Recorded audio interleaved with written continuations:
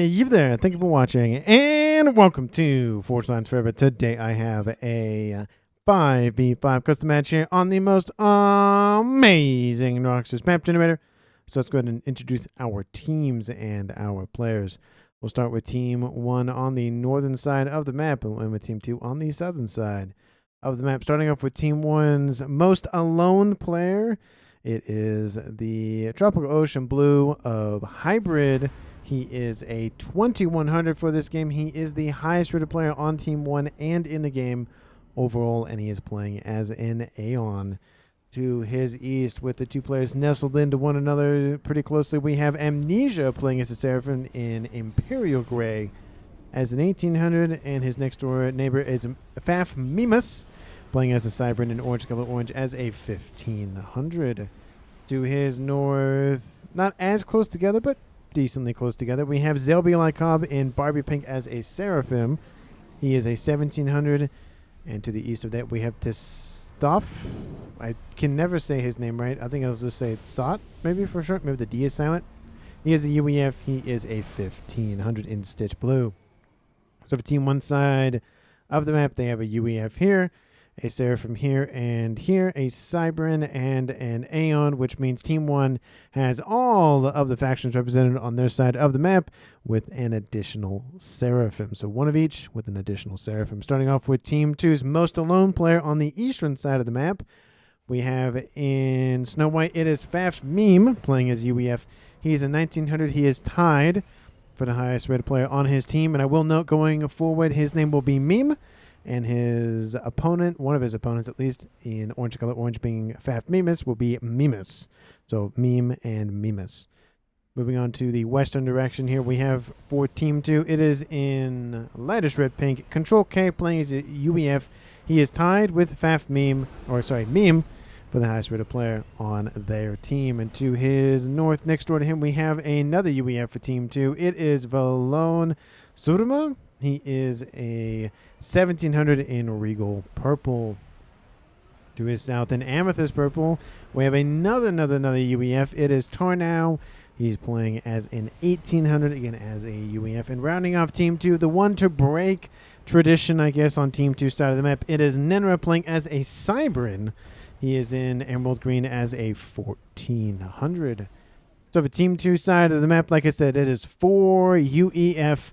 And then only Cybran of Team 1 in the southwestern corner. So again, no Aeon Tech and no Seraphim Tech for Team 2, but every faction is represented in the game at a bare minimum. Technically all represented by Team 1, so nobody is missing out on all of the fun.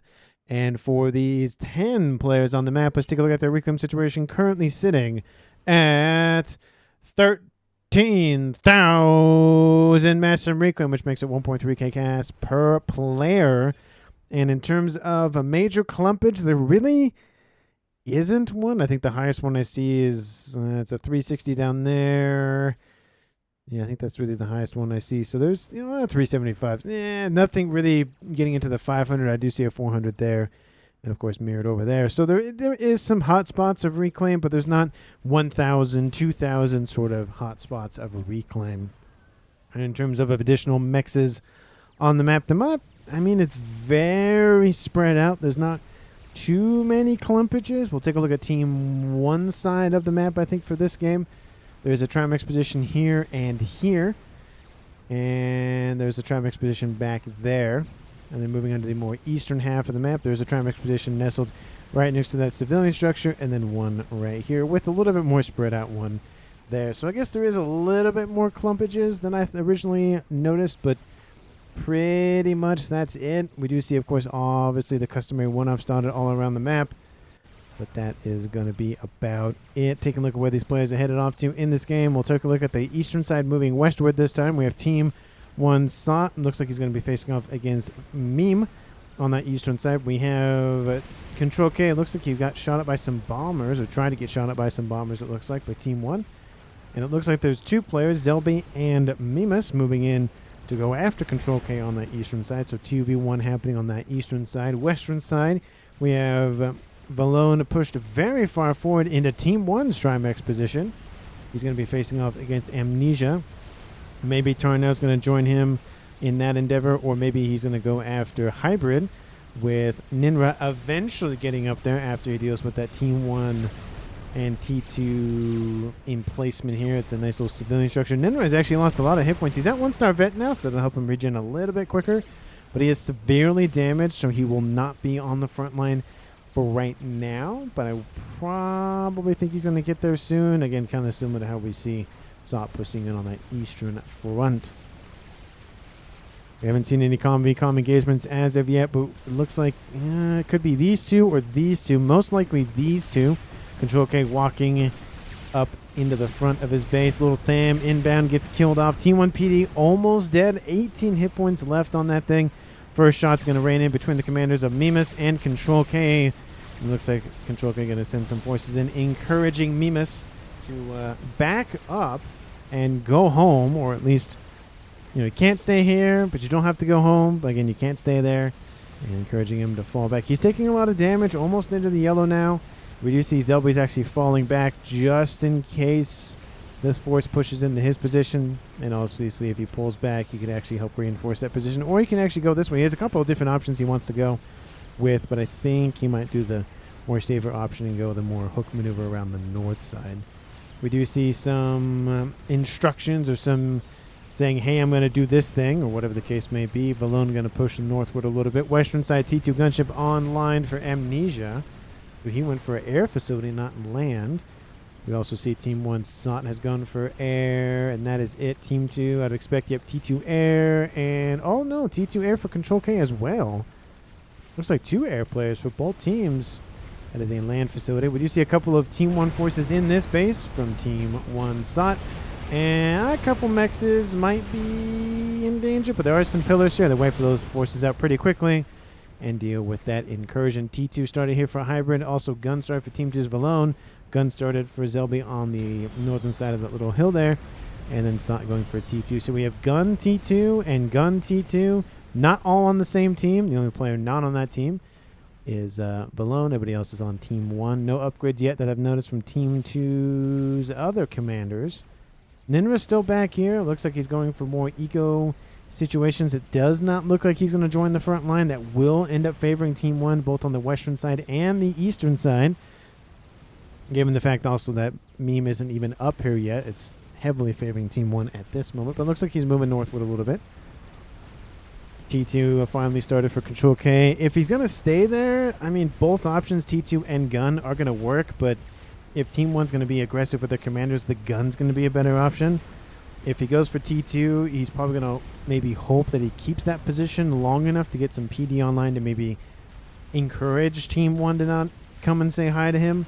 But at this point, with those comms inbound now, I don't think that's going to happen anytime soon. I think it's going to be, he's going to get the upgrade, he's going to go for a couple of facilities, try a couple of PD emplacements, and maybe just can walk his comm back with PD maybe, and forces actually from the east. Looks like they're moving in from Sod as well. And that's not looking great for Team 2 over there. Western side, we do see Nano started for Amnesia after the gun upgrade is done. He has some shielding to protect himself, donated over to him, looks like, or just handed physically next to him, being Hybrid 2000, not Hybrid 2001, just Hybrid. Don't know if those are the same players. They may be not be, they may are. I have no idea. Players change their names a decent amount of times, so it's hard to keep track who is exactly who sometimes. We do see Control K getting another T2 PD emplacement on land. It's just on, off, but it looks like he's keeping more of them on rather than having them be off. His little parashield here is offline now. He's getting more and more. He probably needs to transition to maybe more T1 tech to blitz down a couple of these more smaller units. And look at this, the comm is ripping stuff apart. Zelby in the front with the gun, and now almost 2-star vet on board the comm. Now he's going to go for Team 1 PD. I don't know if it's going to work out that much. It's just the 2 comms here, to be honest. So if he can do enough damage, it might encourage at least maybe a falling back for Team 1. And Engineers reclaiming the dead Triads. Team 1 PD, I mean, it's going to be tried to be started, but it's going to be denied. Team 1 PD started by the comm. And probably focus on Meme. Again, Zelby has 20% additional hit points. So Mimas, oh, he also has 20% additional hit points. Never mind. And Strat, oh no, that's a Janus, not Strat Bomber. Inbound, again, going after the stronger of the 2 comms. Oh, they switch over to Mimas. And Bomb gets a nice little payload out just at the last second. He's still going for Team 1 PD, just really trying to go after at least one of those comms. Another Janus inbound. Gonna light that comm on fire. Again, I think Control K's best option is to get the comm at least under 2,500, so that way if he dies, he takes at least one of them with him. And he really fought very hard for this position, and he might get out of there. Zelby is still hunting them down. Now he's out of range of Mimus's comm. If he gets a T2 transport in, that might be enough to help him. We do see a Percy's now here to help from Meme. If he's not here personally, he's there in spirit at a bare minimum.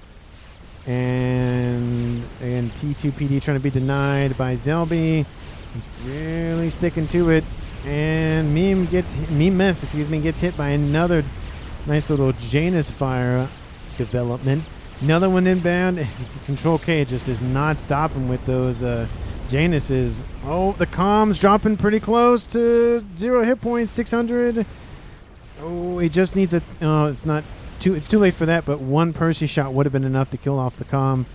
But Control K kind of keeps his position alive, kind of, but with some assistance from Meme.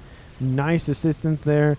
Again, it was enough to keep that position alive long enough to damage the comms enough, I'm saying enough a lot, to go after maybe a Control K murder-suicide situation, or just encourage them to go away. And there goes Team 1's player of Mimus gets hit by a Percy, and then Control K right after. No, Meme gets a double kill. I didn't think Zelby was that far down. I thought Zelby was still pretty much in the either high yellows or green. AFK Comm says, talking about his teammate of Mimus. But he drops a Percy on top of the comm with the Janus's help, kills off Mimus. Mimus does some damage to Zelby's comm and then kills off Zelby. I didn't think he was that low. That makes me think it was a Control K. That might be something that I rewind, or at least for myself, in terms of putting a little thing in the corner, because I definitely thought he was going to get out of there, but I guess not. So Hero Percy from Team 2's Meme drops this game from a 5v5 to a 5v3 in Team 2's favor, and now that eastern side is definitely devoid of a lot of APM. We even see the comm of Amnesia on the transport sending himself over here to help protect this avenue, because Team 2 is going to definitely try to exploit it with the lack of... Oh, nope, he's thinking about... Nope, he's going back. Never mind. But forget what I just said. He says good, says Amnesia. Maybe conversations in voice chat or something else saying, like, Sot has it, I guess. So it looks like he's just going to move his comm over there. Team 2 on the western side is pushing in, given all the kerfuffle that's happened over there. And maybe a Mex or two is going to die here, but I don't see any terrible things happening. A couple of Team 1 PD emplacements tried to be built, got denied. There's more being built right there. Amnesia dropping his comm right in the middle of the engagement. Again, he has gun and nano, more than enough to deal with that. And that is the end of that push. But lovely push, though, and attempt, though, by Team 2's Balone. Balone? Yeah, I still don't think I'm saying his name right. T2PD underneath some shielding with TMD assistance. Love to see it. We have some TMD of his own from Tower now. And then we do see Tarno's actually down here dealing with an invasion from Hybrid. A couple of mechs being taken offline. Looks like Ninra's actually up there. He moved northward and goes, oh shoot, I gotta go back. And now he's going back southward to deal with this. Gunship inbound should be devoted to this. There's one AA unit in the mix, that Ascendant, and that looks like Tarno's targeting now. So now that gunship can come in pretty much undeterred. There's another 2 in there actually, so he had a little bit more to deal with. T3 land tech is online. Looks like it went for Sot's commander, building some Ravagers, pushing back any efforts from Team 2 to try to, again, attack this vector wall sections, preventing movement here for the most part, forcing Team 2 to either attack the base here or go around it the long way. I feel like units can go across the map there in the middle, but it is in the playable space, so it's not like it's kind of not able to do that? They're just avoiding this? No, yeah, he's going to build a wall section across the map, so he's going to do something about it. It just strikes me as odd that nobody's sending their units that way or that way or that way or that way or any other direction. We lost, says Mimas, talking about the T3 air facility up here to the northeast. I mean, that is typically you would kind of expect to be the regular air slot for the most part. Yeah, there is this avenue on the eastern edge, but I mean, this facility would probably be the most backline in terms of, 3 comms here, 1 comm there kind of thing. I mean, the same thing happened for Team 2. Team 2 is building the same players are doing the same thing on that side, so I don't see why that's losing the game outright in that regard, but who knows? Maybe he's prophetic, maybe he's not. We'll see. I mean, it is a 50-50 shot pretty much, at least in terms of Team 1 winning or Team 2 winning. It's never a 50-50 shot in terms of it actually happening, probability-wise and whatnot, as it changes constantly, but it's like a coin toss. Theoretically, it's a 50-50 every time. And a couple of Harbingers slowly eating away at Valones, pushing in Team 1's territory. Again, technically, he's still in Team 1's territory, and he's held this position for pretty much the entire game now. Missiles inbound. Again, they're killing off Team 1 mexes, but it's still mexes. So at a bare minimum, Team 1 has to rebuild. And I think because of how much damage the missile does, I think it outright kills the reclaim as well. Yep, no reclaim for Team 1, so nothing there. Another missile inbound, going to kill off another mex. Again, that's 2 mass a second times 4, times however many mexes he killed, times how many seconds. It eats up the eco after a while. But I will note that in terms of overall, slight favor for Team 1. Barely, though. And again, between 3 players, that's maybe 5 mass a second at some times. It's not a huge thing. Team 2 has also lost a couple of mexes on the front line, to be honest. This Ravager base that's forming here is proven to be a little bit more difficult for Team 2 to deal with. There are some spearheads running around, but again, there is some Team D for Team 1, and the spearheads looks like are within range of that Ravager anyways, so looks like he could probably sit right there and maybe target a couple of them, but looks like he's on a maybe patrol route or something. Nano repair started here for Valone on the front line. He's UEF, so he doesn't have to build a stealth upgrade like the Cyberins do. I will note that the comms that were eliminated were the Cyberin for Team 1 being Mimas, and then one of the 2 Seraphim for Zelbe. So now Team 2's Ninra is the only player in the game that can go Telemazer. The only one in the game. Looks like some Perseus came after Amnesia's comm. Amnesia's fine now, but still hurting. 2-star vet, almost at 3 at Nano, though, to be fair. So perfectly fine, but still, it hurts. Imagine if he didn't have Nano or gun or any of the units nearby. He may have still been fine, but would have been way worse off. 20 minutes on the clock. And again, this game is starting to slow down a little bit in terms of the land grabbing. We do see a force is still sneaking its way up northward. Team 1 probably is aware of it. Oh, yeah, they definitely are. The comm is there from Tarnow, though, so that might be a target for Team 1 to go after. And it looks like a couple of Harbingers getting shot at by some Triads as they walk by. And Valone getting more and more Triads, again, really hunkering down this position. I'm surprised he isn't going for T3 engineering tech, either on his comm or just engineers, to get, again, essentially what Sod is doing over there. Get some Ravagers and then started creating more of an exclusion zone on that western side. And Percy fight. Gunship says, why do you do this to me? And Team 2 says, why did you come after our units? Team 1 spam going after Percy's. I mean, it is a decent counter to Percy's. You just need a lot more of them to deal with Percy's, but they're designed for single targets, not an array of targets. And missile launchers are shooting at units where they were, not where they're going. So that's a nice, again, keep the units on the move for Team 1 kind of thing. We do see a huge contingent of forces for Team 2's Valone have actually fallen back and is now intercepting this Harbinger force. Looks like they kind of went this way. And looks like the forces went too far south. It looks like they were trying to intercept maybe a run-by. And Team 1 said, psych. Nope. Actually, it's just a long, drawn-out hook maneuver there. And it looks like missiles raining into this position. They are more spearheads. Again, I expect to see a lot of Fat Boys out of Team 2, considering they have 4 of the 5 players being UEF, and I expect at least one Fat Boy, at least one Billy Nuke, if not 2 players having Billy Nuke. Even if it's one player has it, that player dies, and then another player takes over for it. At least 2. And there are 5 UEF players in the game total, so, you know, the 40%, that's a decent percentage for UEF. Hey, speaking of 40%, Control K notices that the chicken, the Ythotha, for Team 1's Amnesia is at 40%, closing in on 50 and climbing very quickly, I might add. That Harbinger force is still here, though, from Hybrid, and Verlone does have gun and nano. Has to be careful, though, that he doesn't get so overwhelmed.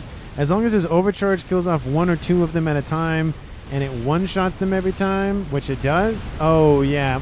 Nope. He walked way closer than he should have. There he goes. But to be fair, there was a GC inbound anyway, so either he was dead this way or he was dead this way. So nice sandwich there. Hybrid OP. Sad face. And that is it for turn now. It's now a unflawless game for both teams at this point at 23.5 minutes, making this a 4v3. Still in favor for Team 2, however. We do see Tornau pulling back his comm. Transport is damaged, so that I would not want to fly on a damaged transport, even if it's a Continental. I don't like it because it just takes a couple of shots from something flying nearby or being flown over, whatever, and poof, dead. Insta-death. Doesn't matter if you have 50,000 plus hit points like a Seraphim Commander. If you don't have the transport hit points, you're dead. Goodbye. Doesn't look like he's Ravager creeping. He has an artillery piece, but he's not really pumping a lot of effort into, again, PD creeping like we see a lot of players do. He's really just saying, I'm just going to stop here. I'm fine with this. I would like to see maybe another shield here. Maybe a couple more TMD. I mean, he has a good mix of everything. Maybe a attack missile launcher would actually be nice, even if he doesn't go for one on board his comm. Never mind. He does have a attack missile launcher. Forget what I just said. He can just shoot that. That'll work. Anyways, over here, while I just ignore that mistake over there, and a couple of missile launchers raining in onto those units that are not moving, which means those missiles will hit their targets if they shoot the same unit every time. Triad's constantly firing, like almost like semi. Well, they are semi-auto, but at least they look like semi-auto. I don't know. Tomato, potato. These are more single-shot rifles. These are more semi-auto. And then the bricks and the Autumns are more full auto. We do see a couple of gunships inbound. They are the Whalers. The broadswords from Team 1 have come to say... Actually, no, those are from Team 2. Have come to say hi, and I don't know if this force from Team 1's going to get anywhere further into Team 2's territory. Most of the other forces have now been dealt with. It's just the GC remaining. Looks like some air staging facilities are being knocked out, but it's fine. They're air staging facilities, not a big deal. Ravagers, not Ravagers, but bases pretty much being ignored by this group of forces. There are some AA, there's some snipers, not a lot of parachutes, asylums, but it looks like some power issues for Hybrid are causing that. Oh yeah, not terrible though. He needs like 1 T3 P-Gen. Actually, maybe a couple of T2 P-Gens, and that's about it. You thought they're moving in on the eastern side. Good thing Control K pulled his comm back, because that's where it's going. Lots of T2 PD. Lots of T2 PD. Ooh, missiles too. Ooh, oh, missiles are firing. Where are they going? Looks like they're spreading out to T2 mechs targets, and it looks like they're going to get at least one set of them dead before they're told to go away by some TMD. I was going to say, please hit an ASF. Please hit an ASF. It's always enjoyable where stuff that isn't necessarily designed to go after other stuff hits other stuff, like a missile hitting an air unit, or an artillery piece hitting an air unit. That's always fun. And Ravagers would probably be a little bit better here at this point. A couple of Percy's coming in. Lots of those T2PD triads being eliminated very quickly. It looks like the chicken doesn't like the Percy's and actually stopped shooting at them anyways. A couple of rapid fire bricks inbound. A meme goes and completes an experimental. Most likely, yep, there it is, the first fat boy of the game, at least that I've noticed. And it looks like the chicken walks in, kills off all the PD, and says, you know what, I think I did my job. And is falling back. Granted, there are broadswords inbound, and probably wants to think about pulling back before that. Missiles try to be launched at some bricks. Lovely attempt, though, just not going to cut it because bricks move decently quick. There are some whalers inbound. Oh, we have an ASF fight soon to be happening. The gunships are going to be used as bait. They probably don't want to lose the gunships, but they did kill off all of the ASFs. There was no hope of Team 1 winning that fight. Absolutely not. That was a clean sweep of Team 1's, at least that group of ASFs. And now come the whalers, the more well-rounded gunship rather than the Restorer designed for AA or the broadsword designed for ground. It's more of a mixture. But again, 1,000 of anything, kill anything. Chicken probably will cross the line, maybe even not get to cross the line in the sand, dirt, grass thing. And that'll be it. Looks like, yeah, the engineer's still building somewhat of a wall. And there is a chicken deciding to kind of go that away, it looks like.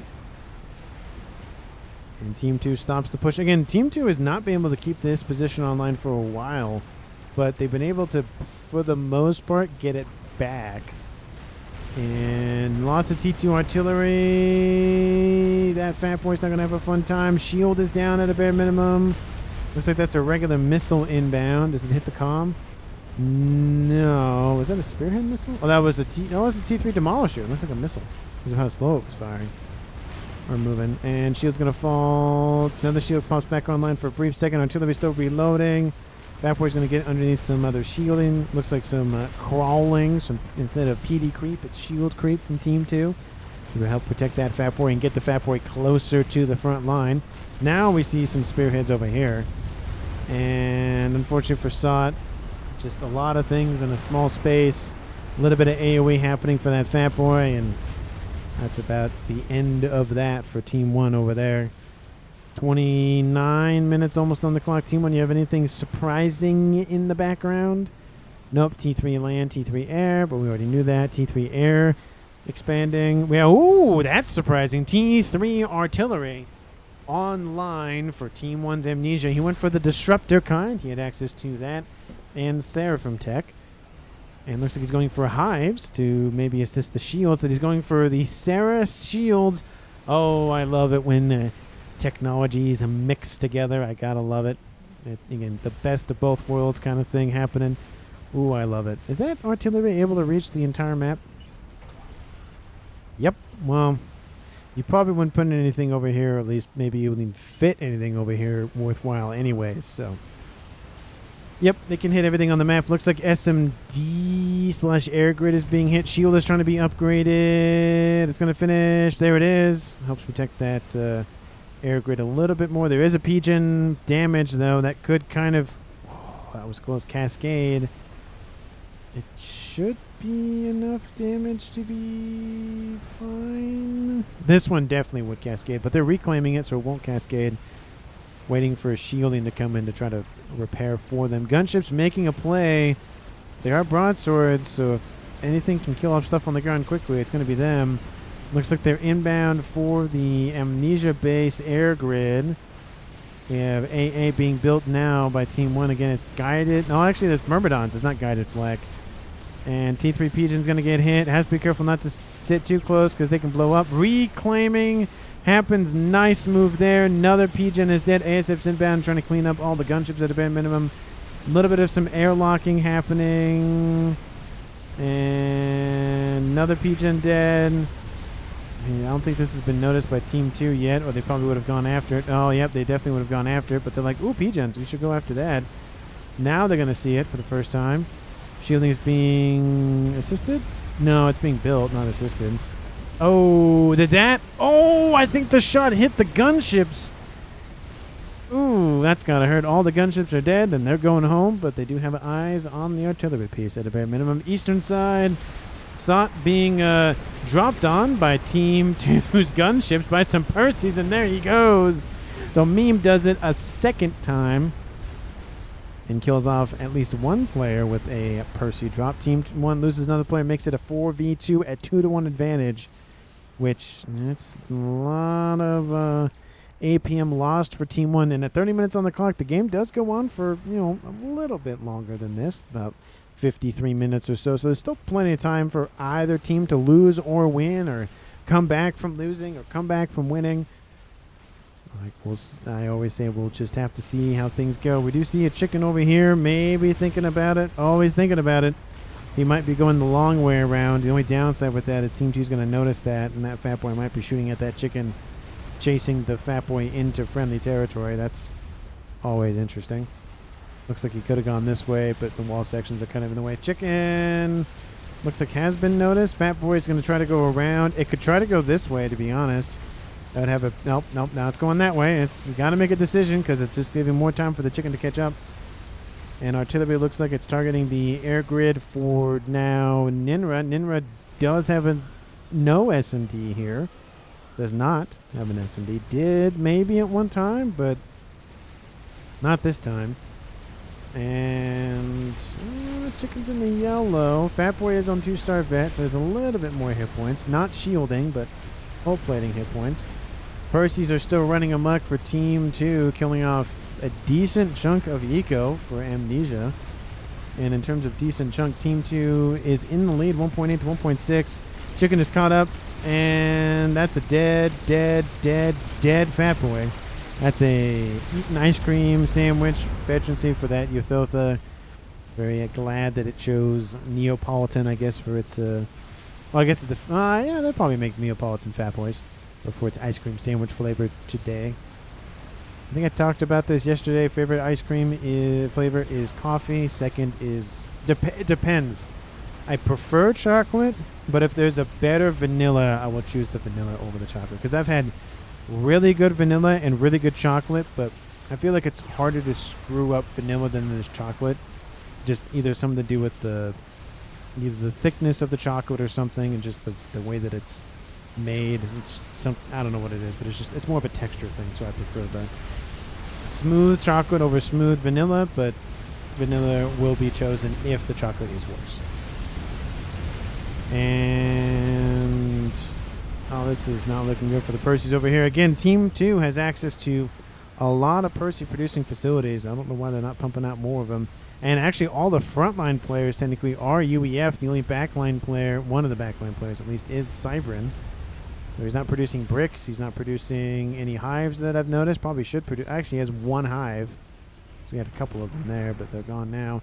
SMD is almost online. See, that makes me think Team 1 has a nuke somewhere, or they're building a nuke somewhere or something, but I just don't see anything online yet. No, I don't see anything yet. We do see Percy's still back here. P-Gen goes down, gets reclaimed. I will notice Team 1's Amnesia is doing a very good job of reclaiming all of the P-Gens. Doing a very, very good job of it. Maybe he'll get this one in time. Doesn't get that one, but hey, his percentage has been very good. Oh, and then Strats just absolutely annihilate those Percys, though. Satellite online. UEF does UEF things. Again, you were going to see it at some point in the game with 4 UEFs. It was just bound to happen. Twice. I might... Oh, it's not trying to do adjacency, which I appreciate, but it's still there.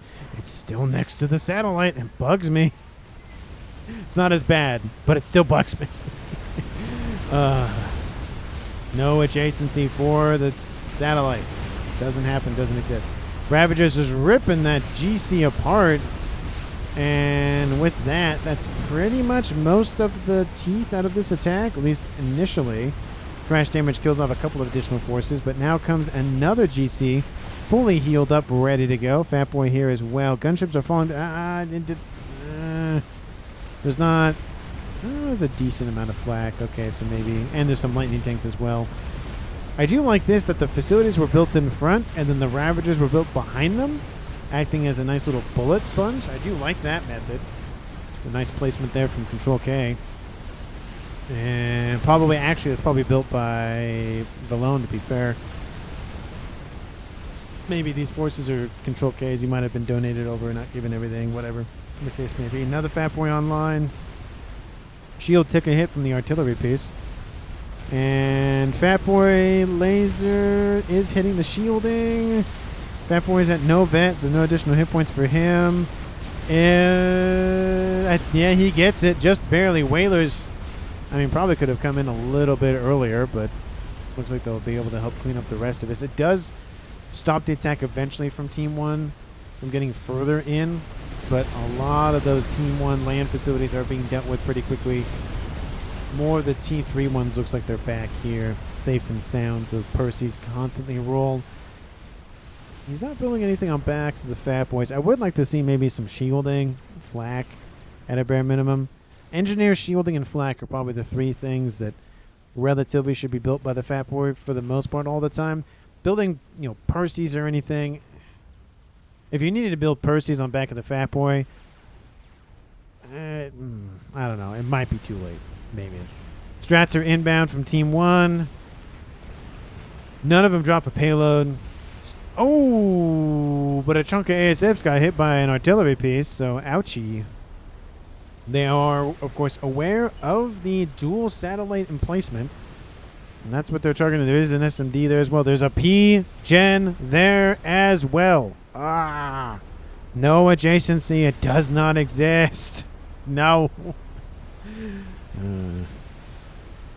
At least it's not crossing it like the artillery usually is. Is Team 1 building another artillery piece anywhere, or is it just going to be the one? I mean, sometimes it's the one and done, and sometimes they just keep building them. Lots of P-Gens being built all around. I mean, that's kind of cascadable, being that close to one another, but he just really needs power, I guess. Oh, and Amnesia's killed off by Control K. Over here by a satellite. Actually, 3 satellites, technically. Oof. The Team 1 now down to 1 player remaining. It's a 4-to-1 advantage most of the time. I will say this, not trying to be favoring one team or the other, but most of the time it does favor the team with the more comms left, especially in the 1v4 or 3 states. Now, I have seen it where the one player does win. I have seen that before, but given the eco is slightly favoring Team 2, given the map control, again, it is favoring Team 1. Now look at this huge pushback over here, over here. They have, artillery. He might go for a nuke somewhere. I mean, he's producing 1.8k mass himself. Really able to build stuff just pretty quickly. I'm semi-surprised he hasn't gone for, and again, spammable artillery, nukes, maybe a game ender, anything like that. I haven't seen anything like that yet from anybody on Team 1. And I mean, the air grid's all nice and shielded. Nice, very cascadable air grid. Hopefully you get some shielding to protect that. 3rd satellite, 4th satellite. I love it's underneath one shield. A lot of assistance for the shield. He's still building the satellite, but he's kind of doing a mix of both. I would like to see maybe a couple of additional shielding emplacements just in case. But if he has everything under control, and as long as he keeps the shield... Oh, see that power? See that? That's concerning me about the power nonsense. Oof. Yeah, that's a lot. There's a Monkey Lord inbound. The Whaler's going to rip that apart very quickly. There's one Loyalist. It's dead now. And there goes that. There's a Chicken and a Megalith inbound. Guess what they're targeting? I'll give you 5 guesses. The first 1,000 don't count. And even the 5 don't count. None of them count. It's one guess. I think it's all going to take. We do see some oh no, they're Rambo boys running around the map building AA. All right, any of the some of these are the AA presets. They have that little turret on their back of their heads. I think it's one of the only ones that has something like that. I mean, a lot of comms have like a bigger chest plate or a backpack that gets built for a central upgrade, but no, they go for this little, looks like a sensor tower, but it's legitimately just an AA gun. But it straight up looks like an antenna, kind of like a B2 battle droid. Sorry, B1 battle droid, sorry. Looks like more of a B1 battle droid kind of backpack, but it's on the back of its neck versus on its back, or central back. Not B2s. Wrong movie. Or wrong droid. Anyway. 1, 2, oh no. 1, 2, 3, 4, 5, 6. That's a lot of fat boys. And the GCs are kind of coming in one by one. And with 5 to 6 fat boys shooting at them at one time, they might as well be coming one by one. Because look at those hit points. I mean, the Percys are actually the cannon fodder. They're just like, we're just going to sacrifice ourselves so the Fat Boys can just rip them apart. And they're still doing work, to be honest with. The shield is like, nah, it's fine. There's 5, 6 of us here now, so who cares? They throw in the Megalith. They're getting pretty close. Ooh, the G. Ooh, it's not good. And as that chicken gets right there, it might be over for that satellite in that shield. They need to kill it off very quickly. That secondary shield is gone. Central shield is being heavily assisted. The shot comes in. Oh, the shielding. It's holding just. Oh, it's offline. The Fat Boy shielding is acting as the overall shielding for the emplacement. Ion Storm activates, I think, barely without outside of range. Oh, the shield is down on the Fat Boy. Oh, there goes the shot from the artillery. Kills off 2 of the satellites. Ooh, that's got to hurt for Team 2's Control K. Oof. GC gets some vet. Fat Boy goes down. 1 more satellite. If he sacrifices himself for this, I think he'll be happy with it. SACU standing in the way of the shots. Oh, T1 bombers. Nope, there it goes. Oh, and it was going to die anyways to that artillery piece. Ooh, that's a lot of dead stuff. Oh, look, Percy's being dropped off by Team 2 again. Maybe they were dropped off, but the AA probably would have killed them, to be honest, but they might have landed quick enough.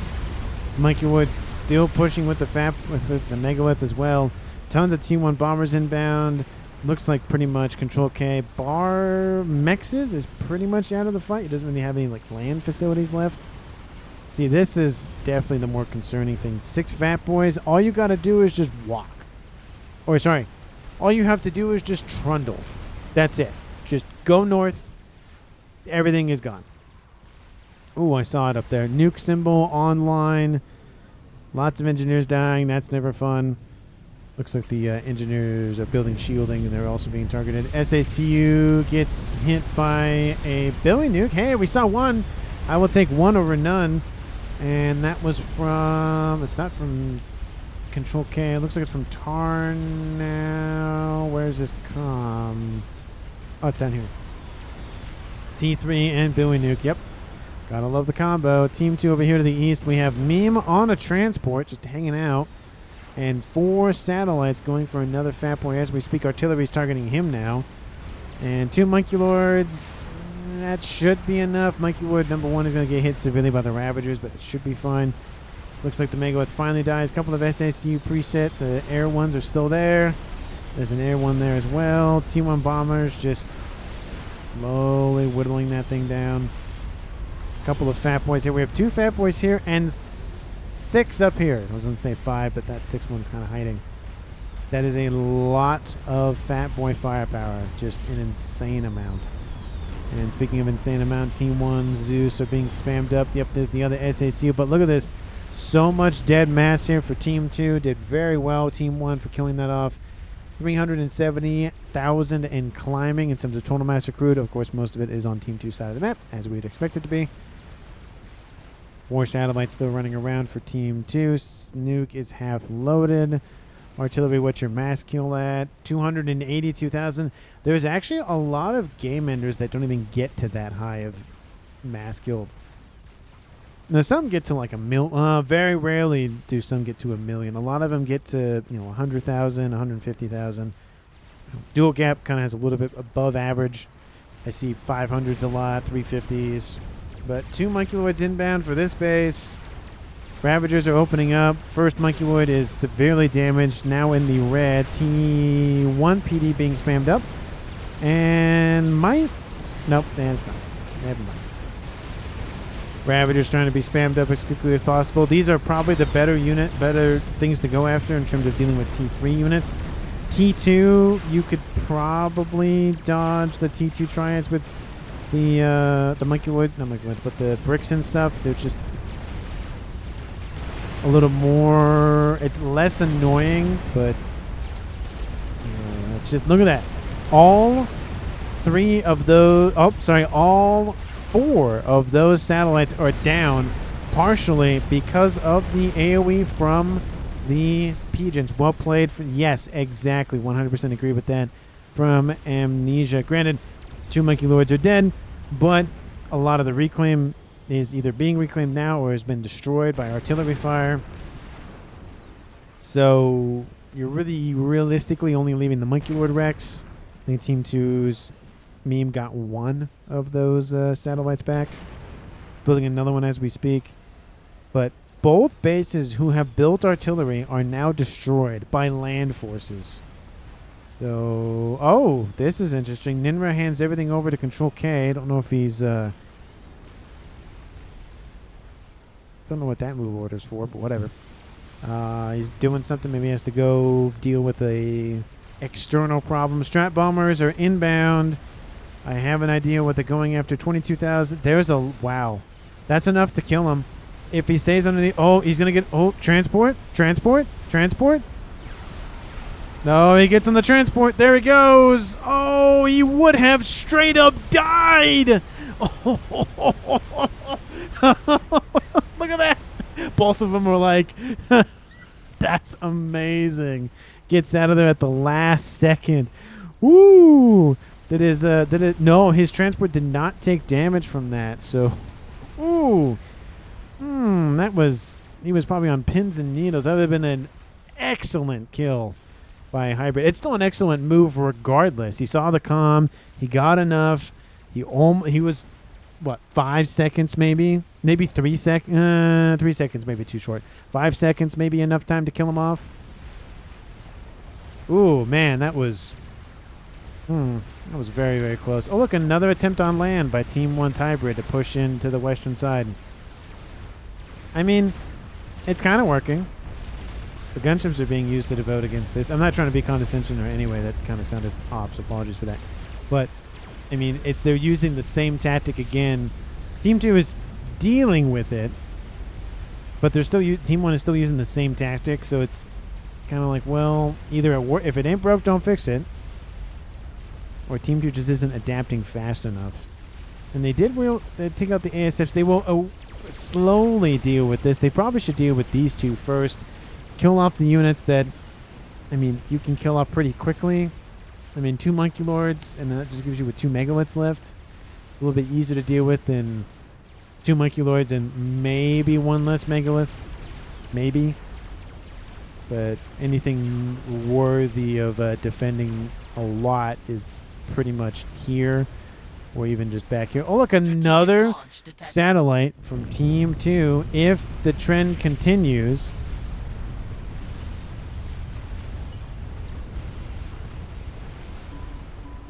That's too many Fat Boys. That's too many. That's a box of Fat Boys at this point. You almost have a baker's dozen of Fat Boys, which is insane. Maybe one of them... I feel like I've seen more Fat Boys than this, but it's definitely up there in terms of the number of Fat Boys. Oh, that new... Oh, no. It's going to miss, I think, all of them. Boom. That is unfortunate. Look at that. Just the nuke absolutely hits the middle. And, prompts to Tarnow. He knew exactly. Hey, look. Tarnow. Is that Tarnow? Or is that... Yeah, it is Tarnow. Look at that. He drops his comm right there. But he knew exactly where they were going to go after. He split them accordingly. And great job there from Team 2's Tarnow. Just knows exactly where his opponent's going to fire. Look at all the yellow dots. Look at all the absolute monstrosity amount of yellow dots. Also, that's his Megalith. That was Team 1's Megalith for a second, but no, that is Team 2's. That's just... at this point, he just... Go north. Just go. Because he has 9. He might even have 10 online now. That one's progressing. 3, 4. He has double-digit Fat Boys online roughly in that area. Why are you not pushing forward? 48 minutes on the clock. Artillery is targeting the air grid now for control. Okay, again, if the trend continues, either this base over here to the east for Meme will get hit, or the base with the satellites, probably this one because there's more of them, is going to get hit by Team 1 again. Because this one got hit first, wherever that was. It's right around there. And then this one over here got hit. So either this one's going to hit again, or this one's going to get hit. He's talking about either a flight, I would assume not a flight path. I'm assuming like a walkway path or land path. Trap bomber's going to just annihilate one fat boy. I mean, you might as well start throwing something at Team 2 to deal with this. That's one off the board. You have to kill probably at least half of them off to maybe rethink it. Oh, they get the second one. That's 10 down to 8. It's better than nothing. Where's that nuke inbound to?